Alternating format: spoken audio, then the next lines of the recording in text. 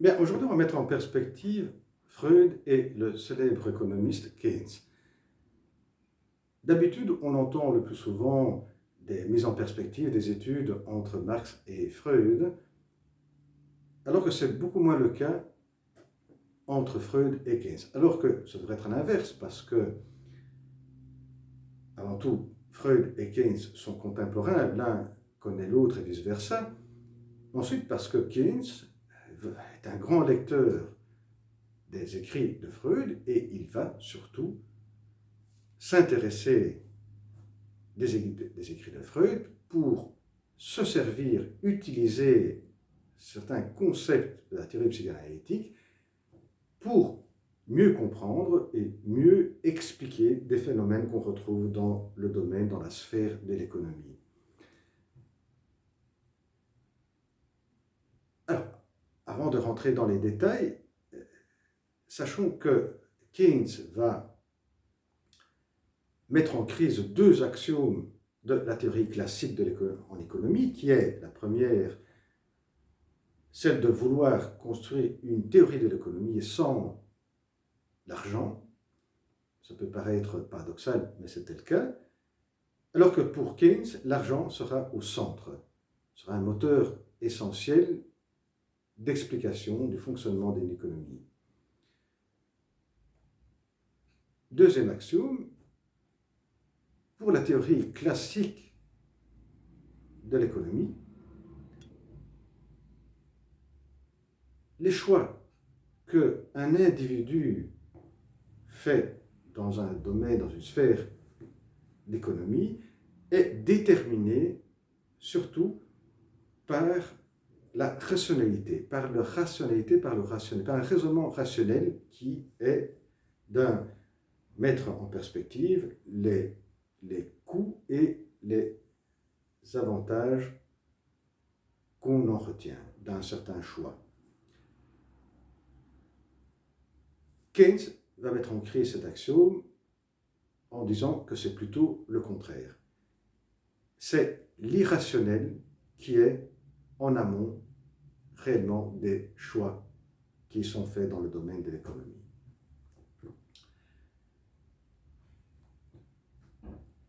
Keynes va pouvoir critiquer ces deux axiomes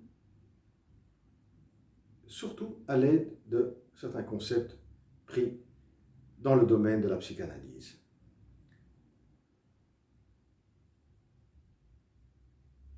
Comment? Bien, Keynes va mettre au centre, comme moteur principal du fonctionnement de l'économie, ce qui avait été méconnu et même laissé de côté par la théorie classique, qui est l'argent, la monnaie, la liquidité.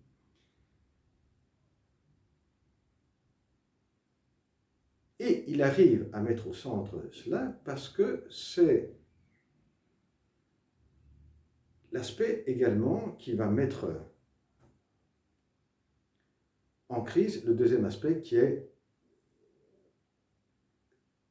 deuxième axiome de la théorie classique de l'économie, qui est de mettre en amont des choix la rationalité. Alors que Keynes va mettre l'irrationalité, c'est l'irrationnel, le mouvement irrationnel. Et cela en mettant en correspondance l'argent avec une notion très connue en psychanalyse qui est la pulsion anale. On ne va pas trop répéter ce que j'avais déjà répété dans une vidéo précédente consacrée à Freud et l'argent, de comment la relation qu'on entretient avec l'argent pour Freud est déterminée par la relation qu'on entretenait pendant la phase anale avec l'objet anal. Et Keynes va mettre en relation directe les deux, donc l'argent et la pulsion anale, en reprenant la théorie de Freud et aussi en reprenant des textes des disciples de Freud qui ont élargi, qui ont approfondi ce thème, comme les textes de Ferencz et les textes de Jones, où l'accent est mis essentiellement sur deux points qu'on retrouve dans la théorie de Freud. Un, c'est qu'il y a une équation symbolique qui est mise en place entre la matière fécale, l'objet anal, et par la suite l'or ou l'argent, la monnaie.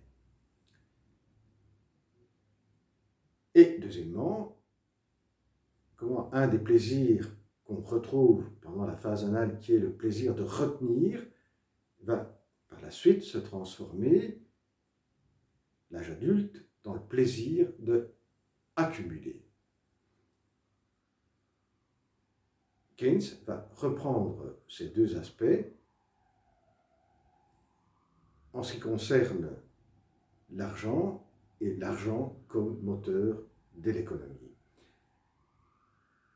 Et cette correspondance, relation que Keynes met entre l'objet anal et la monnaie, la liquidité, lui permet d'expliquer des comportements qu'on retrouve dans tout fonctionnement économique. Et surtout à cette époque, et surtout dans le système capitaliste, où là on voit que la plupart des personnes donnent leur temps de travail pour accroître la richesse d'une nation, alors que d'autres, une petite quantité de personnes, vont s'enrichir toujours plus. Et parmi ceux qui vont s'enrichir, Keynes retrouve une certaine courbe qui est typique de la relation qu'entretient le riche avec l'argent. C'est-à-dire que, au départ, quand le riche gagne de l'argent, il va en partie mettre de côté, en partie dépenser.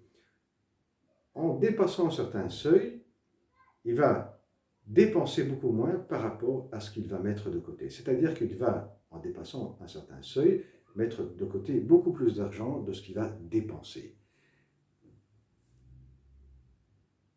Et l'explication de ce mouvement, de cette courbe, pour Keynes, est celle qu'on retrouve dans cette équation, dans cette correspondance avec l'objet anal et l'argent. C'est-à-dire que on a d'un côté la nation même qui fonctionne avec son propre inconscient, son propre désir, qui est celui-là de vouloir accroître la propre richesse de la nation,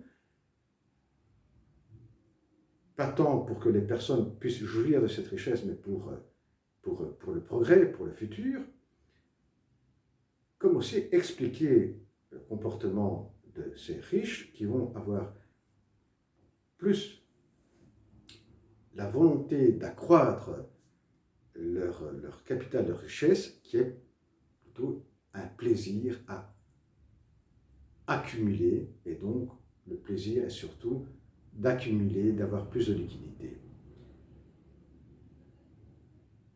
Et cela, c'est du côté du plaisir, qui donne en soi aussi une explication des mouvements irrationnels qu'on retrouve dans la relation que les individus ont avec l'argent, dans la sphère économique, et aussi comme une nation se retrouve dans certains fonctionnements économiques. L'autre aspect, c'est ce fonctionnement qu'on retrouve ici du côté du plaisir, dans cette correspondance entre objet anal et l'argent, c'est du côté du plaisir. Il y a aussi l'aspect d'angoisse, de peur. C'est-à-dire que, comme l'avait montré Freud, il y a l'aspect de plaisir lié à la libido, et l'aspect de peur, d'angoisse. L'angoisse pourrait être, par exemple, celle de se détacher de la matière fécale. Dans le domaine économique, l'angoisse est par rapport à l'incertitude du futur. On ne sait pas ce qui va se passer. Et il y a aussi cette peur de se séparer de l'argent. Voilà, du côté des, des peurs.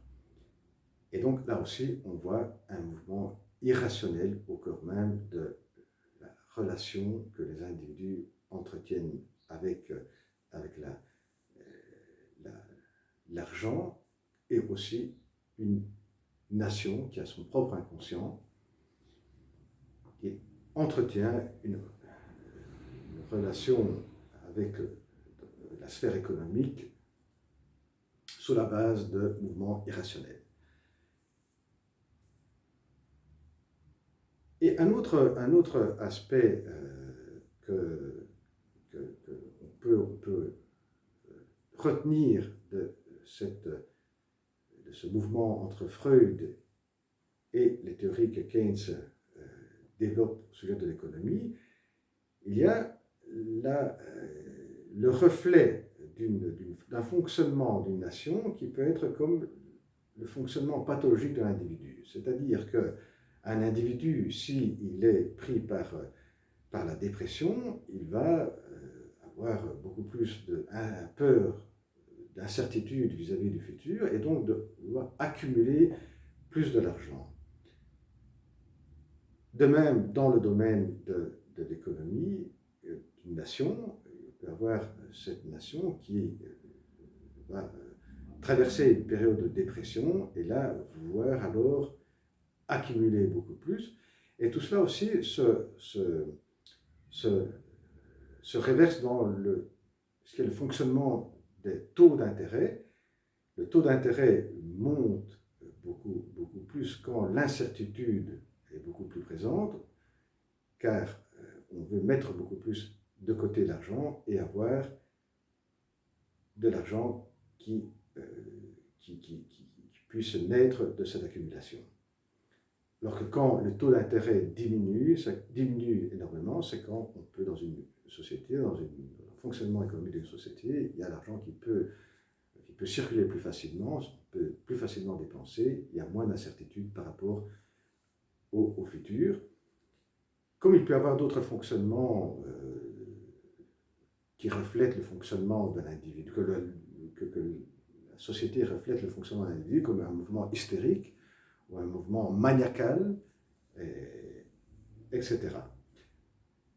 Là, on voit comment, dit Keynes, la société peut fonctionner comme les foules décrites, comme le fonctionnement des foules décrites par Freud. Un autre aspect que Keynes reprend de la théorie freudienne est la sublimation. La sublimation, c'est par rapport à la libido. On retrouve pas mal de personnes qui peuvent sublimer leur libido, selon la théorie psychanalytique, à travers les arts, à travers certains types de travail. Bien, dans le fonctionnement économique, il y a des personnes qui ont une libido assez forte, qui n'arrivent pas à la sublimer dans les arts, et bien vont la sublimer dans l'activité qu'ils peuvent avoir au sein de l'économie. Et plus exactement, dans une fonction d'entrepreneur, qui est pour Keynes l'opposé du rentier. Alors que dans le rentier, il n'y a aucune forme de sublimation créative de la libido. Dans l'activité d'entrepreneur, oui. Et pour terminer, on peut ajouter dans tout ce qu'on vient de dire aussi une autre notion de la psychanalyse qui est la pulsion de mort, qui peut caractériser les descriptions que Keynes a faites au sujet du fonctionnement capitaliste, du capitalisme, mais également du renvoi que Keynes fait au mythe de Midas. C'est-à-dire qu'une société capitaliste, pour Keynes, n'arrive pas à se auto-réguler. Pourquoi? Parce que, pour les raisons qu'on m'avait dit, tout le monde va travailler pour l'accroître de la richesse d'une nation, les riches vont s'enrichir encore plus, et vont accumuler plus, mais en accumulant plus, eh bien, il y aura des insatisfactions, parce que les personnes qui ont moins d'argent se seront insatisfaits de ne pas pouvoir satisfaire certains besoins. Ensuite, parce que l'accumulation fait que l'argent ne circule pas et vont faire diminuer les investissements. Les investissements vont en diminuant vont faire en sorte que l'économie recule d'une nation, jusqu'à arriver, si on continue avec ce mécanisme, on arrive à la mort même, c'est le capitalisme même qui va créer sa propre mort.